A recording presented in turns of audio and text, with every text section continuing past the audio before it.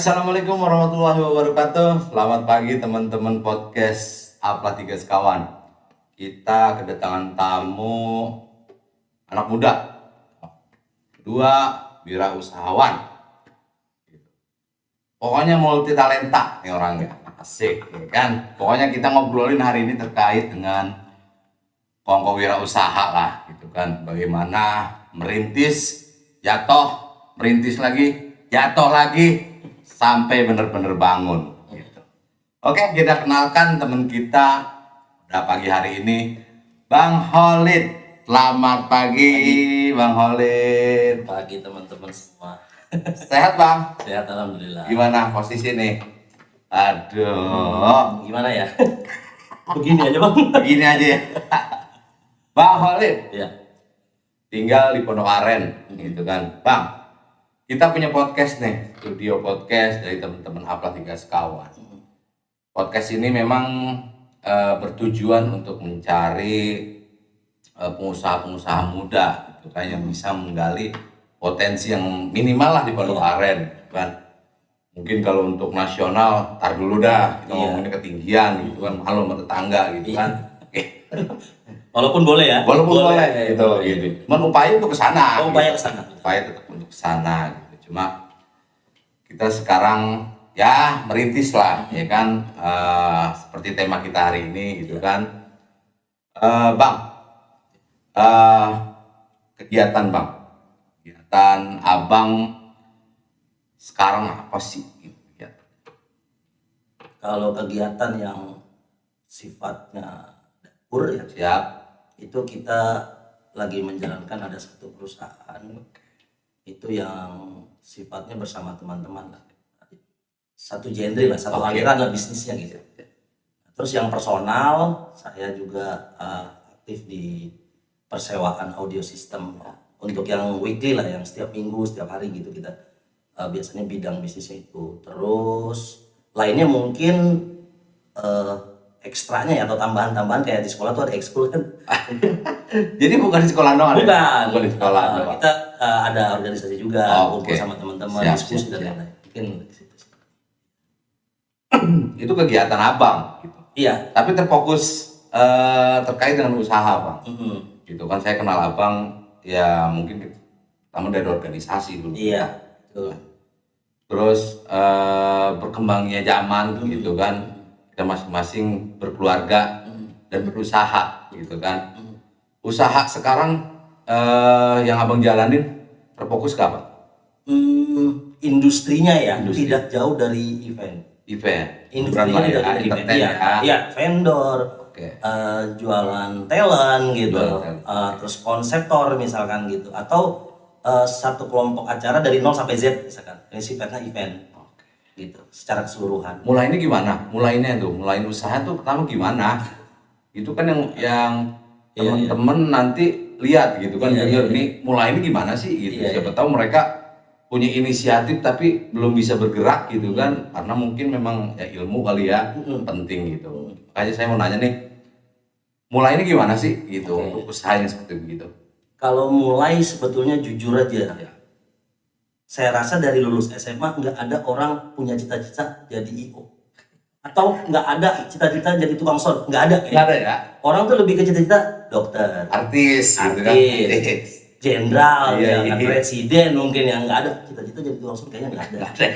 Tapi seiring berjalannya waktu, pas lulus SMA gitu, terus gua kuliah nunda, nggak kuliah artinya, akhirnya kita beraktivitas di teman-teman organisasi sebenarnya awalnya ya. Kenal teman kiri kanan, terus aktif di industri musik sama teman-teman lah ya, tingkat lokal gitu. Habis itu kayaknya gue senang di sini deh, coba deh di sini bisa nggak ada potensi untuk mendapatkan uang gitu. Cuan ya, kita coba gitu. Sama sekali nggak ada berpikir yang gue dapat uang banyak dari sini, gue bisa, nggak ada. Kita tuh organik aja gitu, seneng jalan aja. Iya gitu. Buat modal gimana modal? Nah ini kalau modal nih. Karena bukan pewaris ya. Yang kita merintis ya gitu. Walaupun sesungguhnya kita pewaris. Betul. Sesungguhnya pewaris untuk merintis. Betul. Modal itu jadi gini. Gua tuh nol banget dalam artian memang tidak punya apa-apa awal. Nah, berangkat tadi gue bilang dari ada teman-teman kita jalanin suatu acara, ada satu project saat itu kita kumpulin uangnya. Jadi misalkan lo dapat uang berapa, sisain di spend, disimpan, sisain lagi di spend terus selama 1 sampai 2 tahun kalau nggak salah itu. Dapatlah uang, sejumlah uang yang akhirnya cukup untuk membeli alat modal pertama modal pertama sambil jalan upgrade lagi sempet pinjam ke bank sempet dan insya Allah tobat nggak lagi. Iya, memang seperti itu. Iya, memang seperti itu. Iya. Tapi sampai sekarang masih berjalan tuh ya alat. Alhamdulillah dari belum nikah punya anak sampai punya anak 2, asik. Bangun rumah, siap. Gua tidak mengkaryakan ijazah sekolah. Jadi memang ya dari situ aja gitu. Dari situ aja. Oke. Terus Bang, pernah nggak gitu ya namanya kita ngadain event, pernah nggak itu? Bahasa pengusaha rugi lah ibarat kata gitu.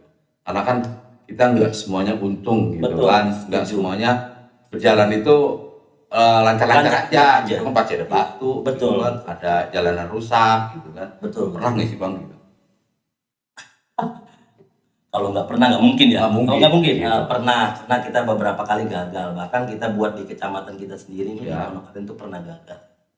Dalam artian gini, gagalnya tuh kita gagal memanajerial keuangannya sehingga pada akhirnya kita harus nombok lagi ya.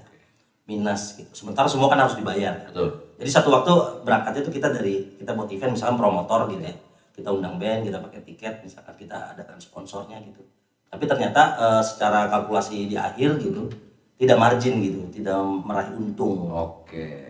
Pernah pulang pasang, sering rugi. Yang paling sering sih rugi ya. Rugi artinya kita siapkan kos uang pribadi lah.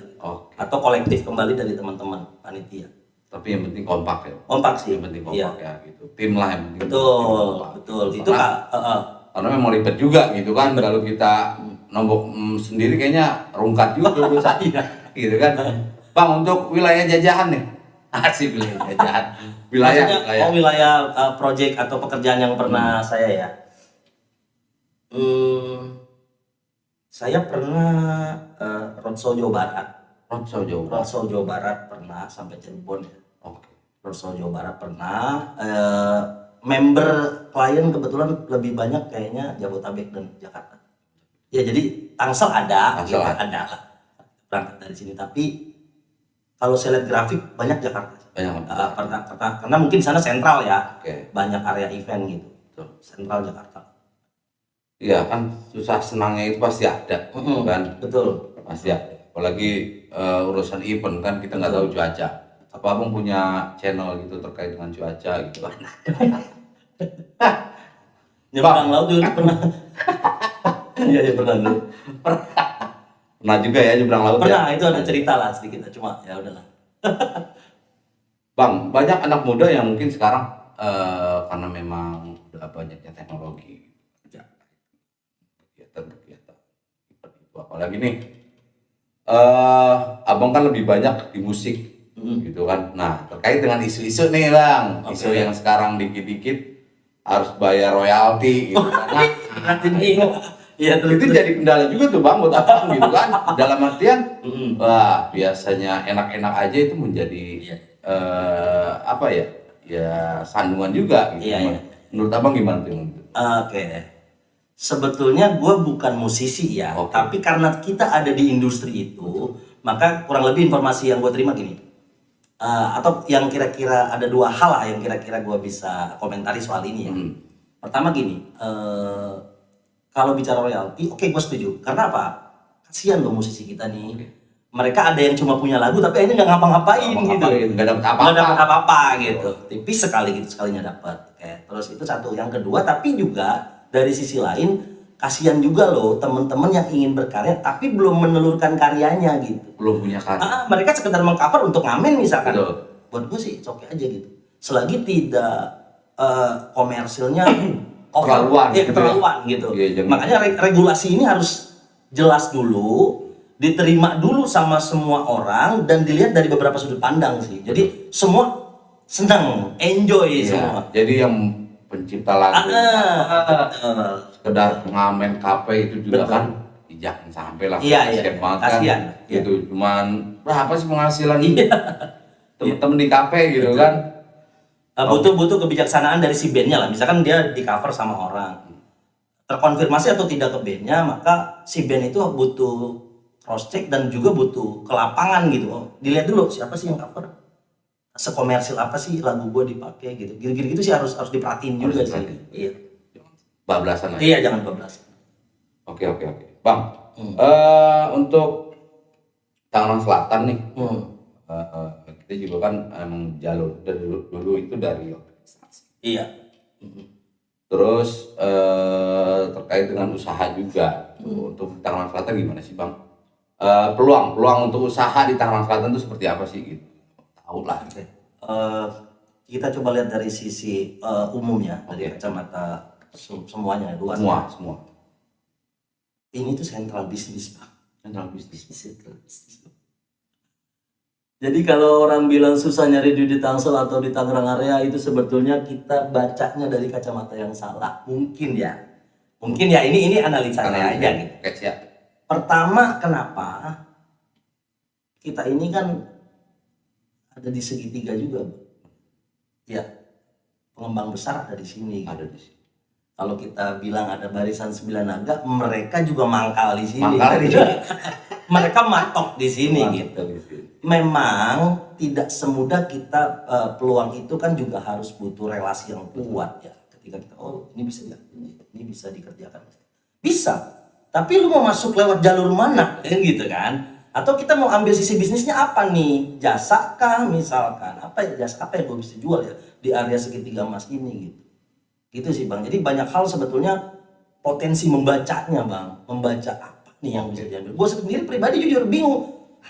Ini belum ada pundi-pundi yang luar biasa ya dari daerah kita sendiri gitu. Tapi akhirnya gue berkaca, ternyata mungkin gue belum punya relasi yang cukup kuat nih, jangan-jangan. Satu relasi. Iya. Kedua, mungkin potensi peluang yang kita baca kita belum serius ngebacanya. Gitu. Banyak kok Bang. Ini luar biasa kok di sini. Misal BSD misalkan Bintaro gitu. Alam Sutra gitu. Ding gitu. Itu luar biasa sih. Peluang banyak. Peluang. Apapun ya. Apapun. Baik dari jasa tuh. Iya, misalkan kita bicara apa konstruksi ini luar biasa di sini pengembangannya. Nggak usah ditanya. Entertain. Luar biasa di sini. Kita punya ICE. Segede apa tuh? Ya, bukan Tangsel tapi ini kan area kita gitu. Nasional. Bahkan internasional ICE itu. Wow. Terus di Sumarekon Gading itu ada beberapa venue yang disewakan memang khusus untuk konser. Mau yang indoor, mau yang outdoor mereka punya. Ada. Di kita. Iya, itu kalau Anda bicara peluang di sana ya. Iya. Bahkan teman-teman banyak yang kalau kita bilang Bintaro mereka udah di sana banyak acara. Saking seringnya Bang, ada konser nggak ditonton orang gitu. Saking banyak. Saking hampir mungkin setiap weekly ada, setiap minggu gitu ada. Belum di mana tuh? Mall pojokan Jaya. Exchange. Iya, coba. Luar biasa Bang. Peluang banyak. Yang penting kita bacanya benar. Bacanya benar, mau nggak berjejaringnya mau nggak. Bang, oke. Mungkin terkait dengan pengusaha gitu kan, wirausaha teman-teman muda khususnya Pondok Aren. Karena kan mau bagaimana juga kita dari Pondok Aren. Betul. Gitu. Apa 3 sekawan ini memang kebetulan gedenya di Pondok Aren. Iya. Emang kecilnya juga di Pondok Aren. Gitu. Saya minta closing statement lah dari Abang gitu. Buat anak muda yang mau usaha gitu kan, yang mau merintis, yang mau mulai bangun lah gitu kan dari mimpinya gitu. Gimana sih gitu Pak? Sebenarnya gini ya, hidup ini kan selalu, gue sering kali bilang sama teman-teman, gue begini ya, gue gak bisa kayak lu ya. Hidup ini kan selalu tentang pilihan Pak. Betul. Lu mau jadi apa? Lu lihat diri lu dulu gitu. Potensinya yang di diri gue apa, peluang di sekitarnya apa. Nah, cuma satu poin yang harus dirubah betul-betul. Apa tuh? Kita coba buat setiap hari itu vibe yang positif. Itu gua rasa akan membawa dampak positif juga untuk pikiran kita setiap harinya. Misalkan hal paling simpel sederhana, bangun pagi misalnya. Kita setiap malam begadang main games, misalkan nongkrong. Bocah sekarang. Iya, terserah kalau ada yang bilang ini gua dapat uang dari sini, terserah gitu. Tapi ini soal kalau ini berkelanjutan, baik nggak kira-kira? Kalau tidak baik maka segera tinggalkan. Jadi kalau mau berubah dan memulai, pastikan hal-hal yang tidak baik tinggalkan dulu. Oke. Yang terkecil aja. Yang terkecil. Yang ketiga aja, selalu bangun siang misalkan berubah jadi pagi. Terserah mau ngapain, baca potensi di sekitar kita, atau baca buku, atau misalkan lihat media tapi yang positif, misalkan gitu sih. Jadi lakukan hal positif berulang-ulang setiap hari. Itu paling simpelnya. Paling simpel. Habis itu udah lakukan yang sekiranya lu bercermin dengan diri lu bisa. Dan gue bilang ini ada yang agak menyedihkan sih. Sebenarnya pengangguran tuh nggak ada. Benar pengangguran. Nggak ada. Pengangguran itu kita mendeklar diri kita. Gua nganggur, ada kerjaan nggak? Tapi coba deh, lu dikasih pikiran gitu. Gua pernah nganggur banget. Gua pernah ngerasa nganggur banget. Lalu, gua kan sehat ya. Iya. Gua bisa mikir ya. Gua temuin dia relasi gua. Betul. Apa yang bisa gua lakukan? Jadi nggak ada nganggur sebenarnya, tapi mampu nggak kita mengkaryakan pikiran kita? Itu aja sih. Ya Berarti, cuma persoalan uang. nganggur itu adanya di otak, Bang. Iya, di pikiran. Di pikiran. Dipikir. Itu sih. Oke, luar biasa. Bang Holid gitu. Gede di Perigi, gitu kan? Ya, sampai sekarang masih di Perigi. Bentar lagi kayak Emerald kali ya. Emerald ya. Belakangnya. Atau belakangnya rumah gue tuh ya, bayaran heg gitu kan. Iya. Boleh. Silakan teman-teman yang mau ongkol di sini. Masih pengalaman di sini, Betul. silakan. Tuh, kita di sini intinya buat memotivasi teman-teman yang mau. Kita kalau mau sukses bareng kan enak banget. Benar. Ya kan, kalau Benar kita sendiri kan gak enak juga. Betul. Orang kaya tuh, padahal mah teman kita. Iya. Tapi kalau kaya semua kan enak bang, nggak ada sama orang kaya, Iya. nggak ada. Dan kalau kaya semua nggak ada bahasa geser dulu 100 tuh nggak ada. Wah, gitu. Itu, Iya. itu yang bikin renggang silaturahmi. Iya. Tapi emang begitu bang, orang gila, gitu kan. Oke bang Holid, terima kasih banyak atas waktunya, atas kesempatannya pada siang hari ini. Kalau kata bang Holid mah, baca situasi. Nggak ada pengangguran. Itu nggak ada pengangguran. Nggak ada. Pengangguran ada cuma di otak kita, hanya ada di pikiran kita. Usaha berbuat baik, rutinin berbuat baik sehingga orang itu benar-benar menganggap kita baik. Iya. Gitu kan bang? Betul. Seperti itu ya bang. Lakukan hal-hal positif terus lah. Oke. Lakukan hal positif, selalu berpositif hingga pikiran kita positif dan mendapatkan sesuatu yang positif. Terima kasih dari saya, salam sukses dan sehat selalu. Wassalamualaikum warahmatullahi wabarakatuh.